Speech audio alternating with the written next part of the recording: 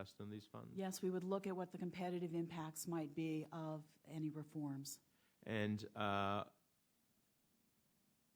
do you believe, I have heard some criticism that there is not a wide enough array of options being considered?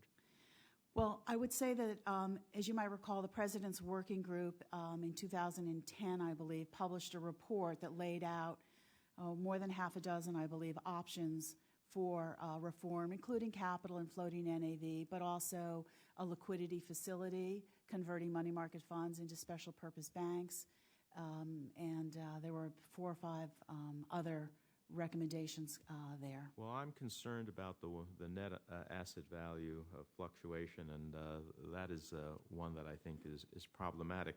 And I think we've written to the Commission, along with others, expressing that view. How much would capital buffers cost, and how much would they reduce systemic risks?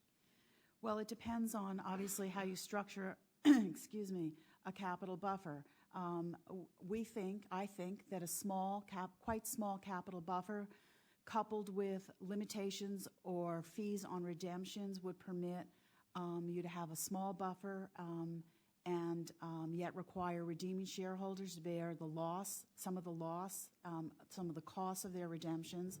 At the same time, the small buffer would allow you to have fluctuations that could be absorbed on a day-to-day basis.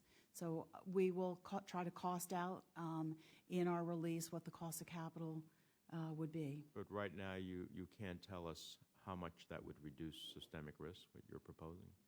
Well, I think that's part of our analysis, but I think a capital buffer would allow the money market fund to maintain the stable value as it does today, but support it through the absorption of relatively small mark-to-market losses that occur without breaking the buck.